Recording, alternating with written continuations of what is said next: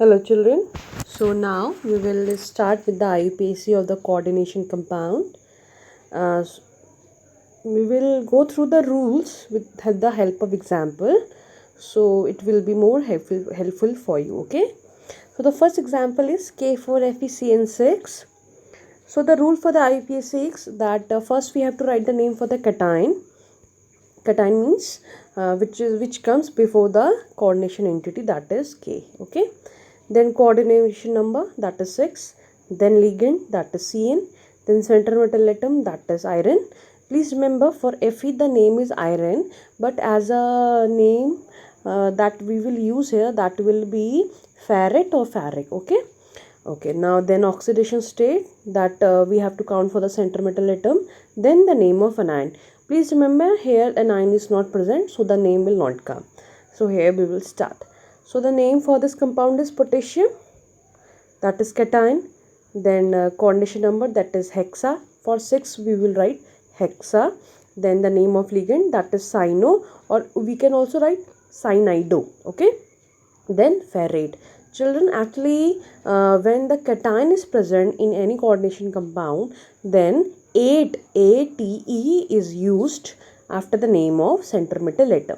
Okay, so it will become ferrate from ferric. Okay, actually ये ferric होना चाहिए था, बट क्योंकि इसमें कैटायन प्रेजेंट है तो ये फेरेट हो जाएगा. ओके. देन ऑक्सीडेशन स्टेट, अगर हम Fe की ऑक्सीडेशन स्टेट निकालेंगे तो ये सेकंड आएगी, वो हम इस तरीके से लिखेंगे in the form of bracket. Next is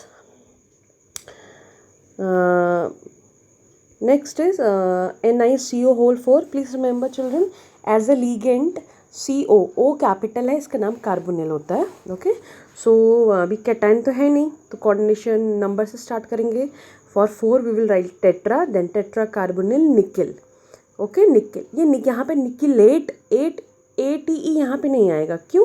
क्योंकि यहाँ पे कैटायन नहीं है. सो अगर इसका हम सेंटर मेटल का ऑक्सीडेशन स्टेट निकालेंगे, कितना आएगा? 0. The 0 also we have to write in bracket. Okay. Moving to the third type, that is CO NH3 whole 6 bracket close, then Cl3. Please remember here the center metal atom is CO O small, that is cobalt. Okay. Now abhi cation to hai nahi, so we will start with coordination number, that is 6, that is hexaamine. Please remember, for NH3 we will write AMM, that is amine. Then cobalt, फिर cobalt का oxidation state निकालेंगे, 3 आएगा. Then chloride. Okay. Children please remember, यहाँ पे Cl3 ये trichloride नहीं होगा, it will be chloride. Okay. Same as it is, यहाँ पे ये टेट्रा पोटेशियम नहीं था, ये सिर्फ पोटेशियम था. ये जो 4 पोटेशियम के नीचे लिखा है, या जो ये यहाँ पे Cl के नीचे 3 लिखा है, इसका सिर्फ यूज़ इतना है, ये ऑक्सीडेशन नंबर निकालने में हेल्प करता है. Okay. Now next is CO NH3 whole 5 Cl bracket close Cl2. अच्छा, अब यहाँ पे क्या है बेटा, एक चीज़ हमें देखनी पड़ेगी कि यहाँ पे एक से ज़्यादा लिगेंट है. NH3 भी है और Cl भी है. तो अगर जब एक से ज़्यादा लिगेंट होते हैं हमारे पास, तो हम अल्फ़ाबेटिकली नेमिंग करते हैं. ओके. अगर हम NH3 का नाम देखें तो A से शुरू होता है, क्लोराइड का नाम देखें तो C से शुरू होता है. सो इसका नाम होगा पेंटामाइन क्लोरिडो. ओके. देन कोबाल्ट, फिर ऑक्सीडेशन स्टेट निकालेंगे, थर्ड आएगा, देन क्लोराइड. ओके. अब ये Cl3 के लिए भी क्लोराइड आता है, Cl2 भी के लिए भी क्लोराइड ही आएगा बेटा. वो 2, 3, 1 कोई भी नंबर हो, उससे फ़र्क नहीं पड़ता. Now next is K3FeC2O4 3. Okay. तो अभी यहाँ पे कैटाइन है, तो कैटाइन आएगा potassium. Then trioxalato. If you remember C2O4, इसका नाम क्या है?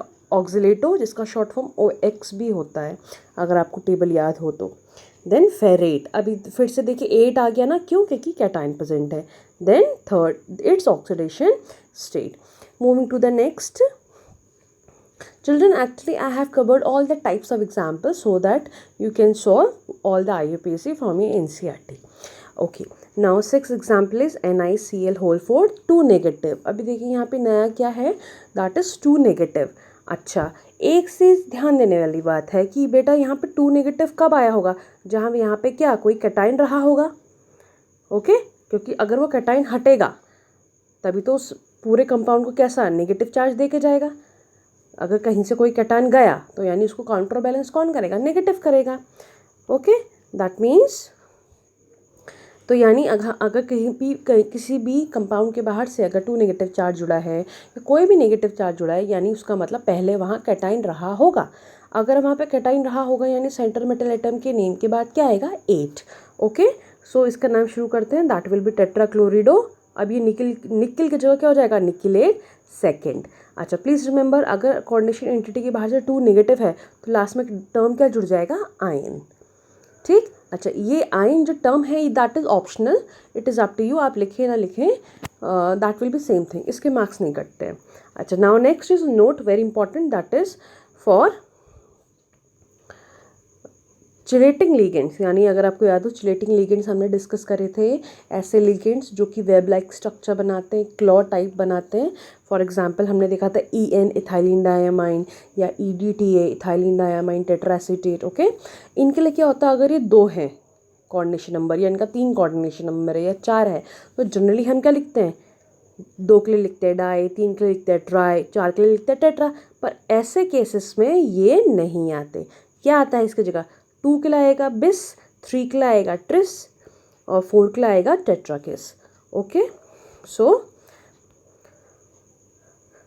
Next example is that is COH2O CnEn whole twice then 2 positive.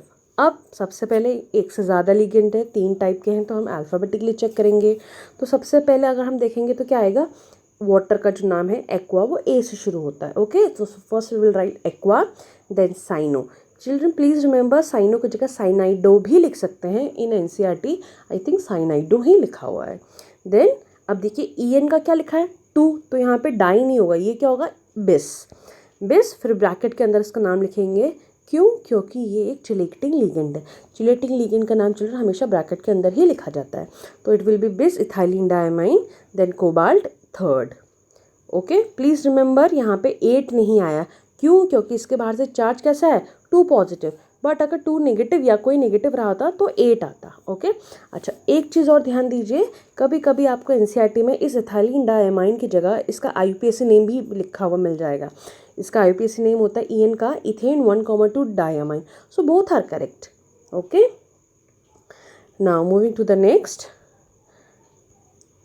the last part, that is COF6 3 negative. Okay, अभी F क्या है आपका, fluorine, but as a ligand इसका नाम क्या होता है, फ्लोरिडो, तो इसका नाम होगा हेक्सा फ्लोरिडो कोबाल्टेट। 8 आए ना, आपने देखा ऊपर नेगेटिव चार्ज है, यहाँ कितना भी नेगेटिव हो, 2 negative 3 negative, that doesn't matter, negative है मतलब वहाँ कोई ना कोई कैटायन रहा होगा। ओके, तो इसका नाम हो जाएगा हेक्सा फ्लोरिडो कोबाल्टेट थर्ड आयन। अब ये आयन आप लिखेंगे तो बेटर है, नहीं भी लिखेंगे तो it won't harm anything. Okay, so that here are the ये सारी जो हमने IUPAC करी, I think I have covered most of the types. अब इसके अलावा अगर आपको कोई रेफरेंस में अगर मिलता है तो I don't think उसमें ज़्यादा जाने की ज़रूरत है, that will be enough for you.